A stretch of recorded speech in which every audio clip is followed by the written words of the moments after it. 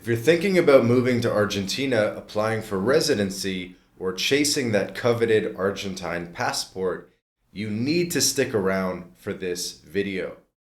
Argentina just dropped a bombshell in the world of immigration and citizenship, with Decree 366/2025 signed by President Javier Milei on May 14, 2025, and officially published on May 29th.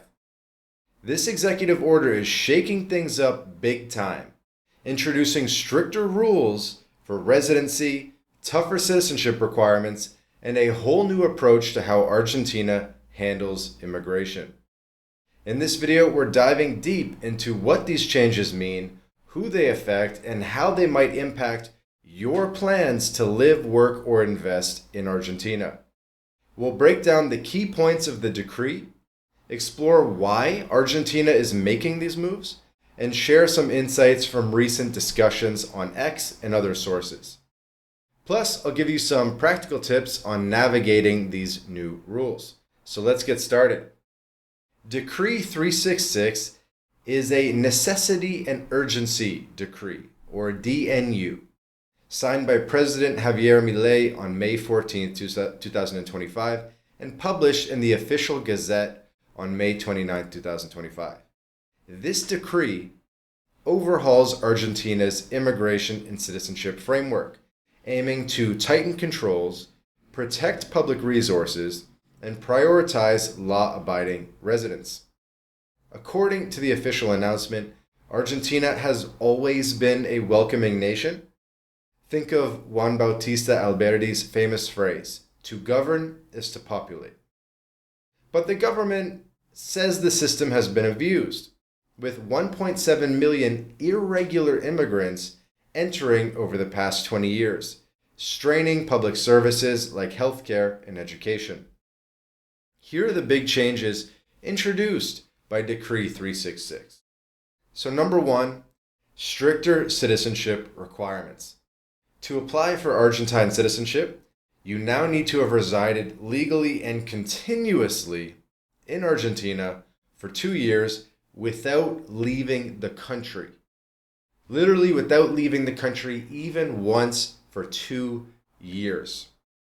This is a huge shift, as previously temporary absences were more flexible. You used to be able to do maybe 7 months a year in Argentina. Now you can't leave even once, and I can't think of any other countries in the Western world that have such a strict policy. Alternatively, you can bypass the residency requirement if you make a quote-unquote relevant investment in Argentina. More on that later. Big change number two is tougher residency rules. Permanent residency now requires proof of sufficient economic means to support yourself, plus a clean criminal record. If you've granted permanent residency but live outside Argentina for more than 1 year, your status could be revoked. Number three, no more free rides. Foreigners, especially those with temporary, transitory, or irregular status, must now pay for public health care and university education. In 2023, health care for foreigners cost Argentine taxpayers 114 billion pesos, about 120 million US dollars at current rates. Primary and secondary education remain free, but universities can now charge foreign students. Universities are somewhat autonomous. Next, zero tolerance for criminals. Foreigners with criminal records are barred from entering Argentina, and those who commit any crime in the country, even minor offenses, face immediate deportation. Previously, only crimes with sentences over 3 years triggered expulsion. Also, entry restrictions. When entering Argentina, foreigners must provide medical insurance and sign an affidavit stating the purpose of their trip. If immigration officials suspect you're lying about your intentions, like entering for a quote-unquote healthcare tour, you can be denied entry. And by the way, that kind of applies to birth tourism in Argentina. So if you want to try to do birth tourism in Argentina, I don't know. Don't wait till the stomach's too big, right? And the next big change is the new citizenship agency. The National Migration Department is now the sole authority for granting citizenship, streamlining the process but also centralizing control. These changes are a direct response to what the government calls chaos and abuse, quote unquote, in the immigration system, fueled by populist policies that made Argentina too lenient. But critics argue that this decree undermines Argentina's tradition of openness, comparing it to hardline policies in other countries. Let's zoom in on the most impactful changes, starting with citizenship. Argentina has long been attractive for citizenship seekers because it allows dual nationality and offers a passport with visa-free access to 163 countries, including the Schengen area. Under the old rules, you could apply for citizenship after 2 years of legal residence, with some flexibility for travel abroad. Now, Decree 366 demands continuous residency, meaning you can't leave Argentina for those 2 years. This is insanely strict, and many expats agree it's a game changer. But there's a new pathway. If you make a relevant investment in Argentina, you can apply for citizenship without the 2-year residency requirement. What counts as relevant? The decree doesn't specify, but a post on May 26th mentioned a potential threshold of $500,000 for investment-based citizenship, tied to a new agency under the Ministry of Economy. This could attract wealthy investors, but it's unclear how accessible this option will be for the average person. I'm going to make a whole dedicated video regarding this $500K citizenship by investment in Argentina, but we're still waiting for more details to emerge. Next, permanent residency. The requirement to prove quote-unquote sufficient economic means is vague but aligns with similar rules in other countries. You'll likely need to show a stable income or savings, possibly equivalent to 5 minimum Argentine salaries, as seen in the updated Rentista visa program. The kicker? If you leave Argentina for more than a year, your permanent residency could be canceled. This might mean visiting for at least 1 day per year, but again, these details are a little bit unclear so far. But there are a lot of countries around the world. Panama, you have to do 1 day every 2 years. Paraguay recommends 1 day every 3 years.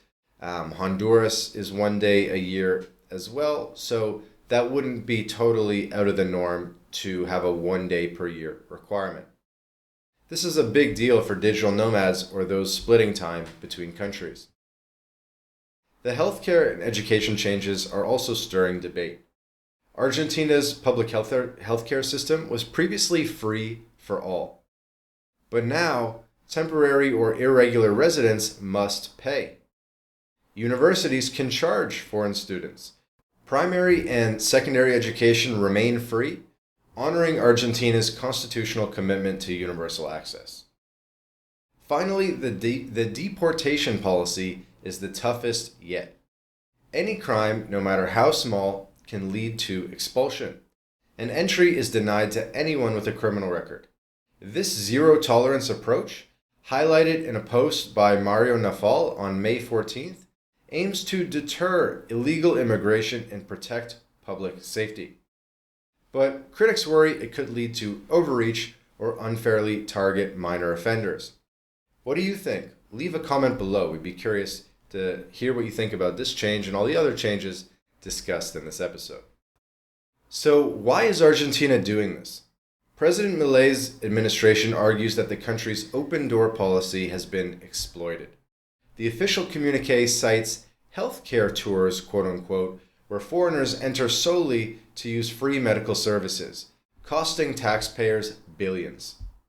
They also point to a rise in irregular immigration, again 1.7 million over the past 2 decades, and the need to protect Argentine citizens' resources. The decree even references U.S. mass deportations as a new risk, predicting an influx of deportees seeking to settle in Argentina. Milei's philosophy is clear. Within the law, everything. Outside the law, nothing. This aligns with his libertarian agenda to reduce government spending and prioritize taxpayers. The decree frames these changes as part of Argentina's reconstruction, echoing Milei's campaign promises. But there is pushback. Critics, including opposition politicians and human rights groups, argue that Argentina's identity as a nation of immigrants is under threat. Historically, Argentina welcomed millions from Europe, the Middle East, and Latin America, offering paths to citizenship and equal rights.